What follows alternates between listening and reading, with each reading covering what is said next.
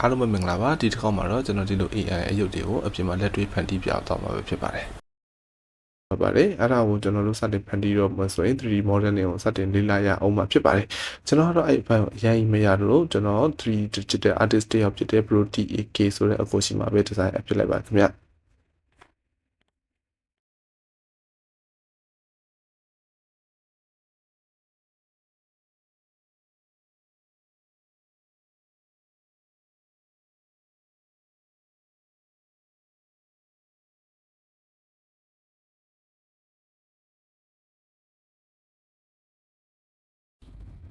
ဒါကတော့အကိုဆက်ပေးထားတဲ့ final result လေးပဲဖြစ်ပါတယ်ခင်ဗျအဲ့ဒါကိုကျွန်တော်တို့ 3D print စတင်ထုတ်ပါတော့မယ်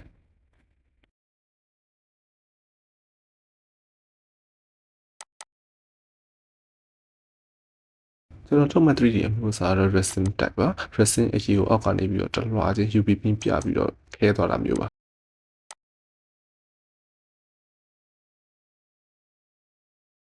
အခုမြင်နေရတာကတော့ print မထုတ်ခင် application မှာအနေငယ်ပြင်ဆင်နေရပဲဖြစ်ပါတယ်ကျွန်တော်ထုတ်ချင်တဲ့ site ကအနေငယ်ပို့ကြည့်နေတဲ့အတွက်ကြောင့်တစ်ပိုင်းစီဖြတ်ပြီးတော့ထုတ်သွားမှာပဲဖြစ်ပါတယ်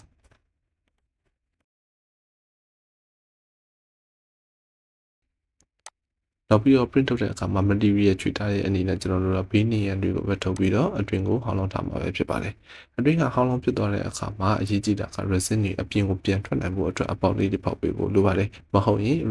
အကြီးတွေအထက်မှာကျန်နေတတ်ပါတယ်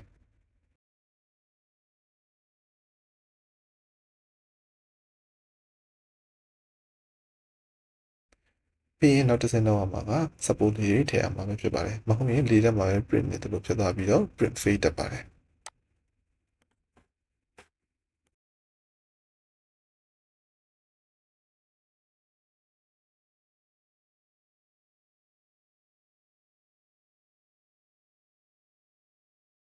ဒါဆိုရင်တော့အားလုံး ready ဖြစ်ပြီဆိုရင်ကျွန်တော်တို့ file ကို save လိုက်ပါမယ်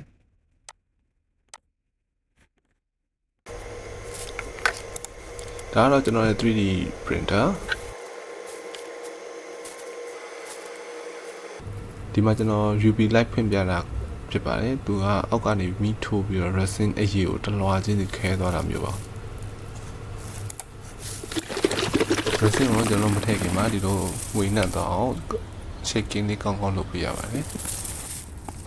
ပြီးရင်တော့ကျွန်တော်အသင်ယူလာတဲ့ကျွန်တော်တို့ preparation လုပ်ထားတဲ့ 3D file ကို setting နဲ့ set မှာထိုးပြီးတော့စတင်ရေး print တော့မှာဖြစ်ပါတယ်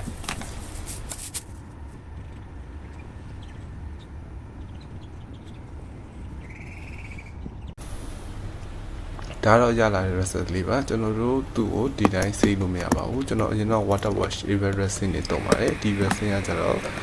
အရက်ပြန်နဲ့ဆေးမှရပါတယ် IPA 99% ရှိတဲ့ဟာနဲ့ကျွန်တော်တို့ဆေးမှရပါတယ်ခုချိန်စပြီးတော့ဆေးချေရမယ့်အပိုင်းကိုရောက်ပါပြီခင်ဗျဆေးမချေခင်မှာကျွန်တော်တို့လိုအပ်တာလေးတွေကိုကျွန်တော်ပြပေးပါမယ်ဒါတော့ကျွန်တော်သုံးတဲ့ airbrush နဲ့ကျွန်တော်သုံးတဲ့ဆေးတွေပါဒီနောက်ကတော့ကျွန်တော် airbrush သုံးတဲ့အခါမှာတင်တာနဲ့ကျွန်တော်တို့စီမချင်ခင် primer ဖြစ်ပြီးတော့ဒီကတော့ကျွန်တော်သုံးတဲ့ software ပါအခုပြထားတာတော့ကျွန်တော် airbrush သုံးတဲ့အခါမှာ compressor ဖြစ်ပါတယ်ဒီကတော့ airbrush ဖယ်တဲ့အခါမှာနှာခေါင်းတွေကိုအမုံမိုင်းမဝင်အောင်လို့နှာခေါင်းအုပ်အကားပါဖြစ်ပါတယ်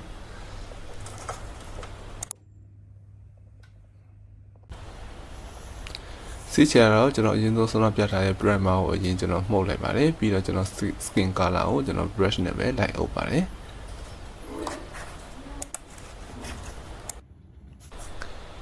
ဟောပြီးတော့ကျွန်တော်သူ့ရဲ့ခေါင်းဝင်ကိုအနီအောင်ချဲပါတယ်တချို့တင်းငယ်တဲ့အပိုင်းတွေမှာကျွန်တော်တို့ဒီလိုမျိုးမှတ်မြောင်းနဲ့ကြည့်ပြီးတော့အနုစိတ်ချဲရပါတယ်ဒါတော့ကျွန်တော်သူ့ရဲ့ခေါင်းဝင်ကိုကျွန်တော် share တွေ highlight တွေလိုက်ထည့်နေရမှာဖြစ်ပါတယ်ခင်ဗျ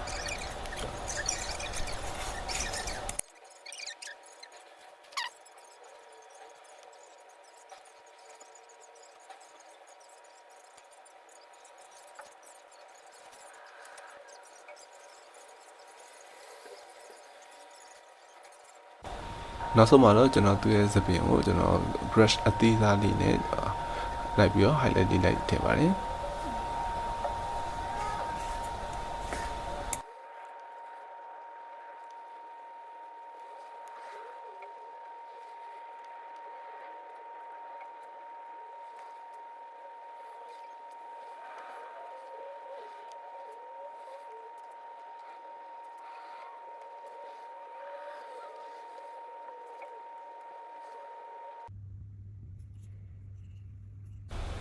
ဒါကတော့ final result လေးပဲဖြစ်ပါတယ်ခင်ဗျာအားလုံးကိုကျေးဇူးအထူးပဲတင်ရှိပါတယ်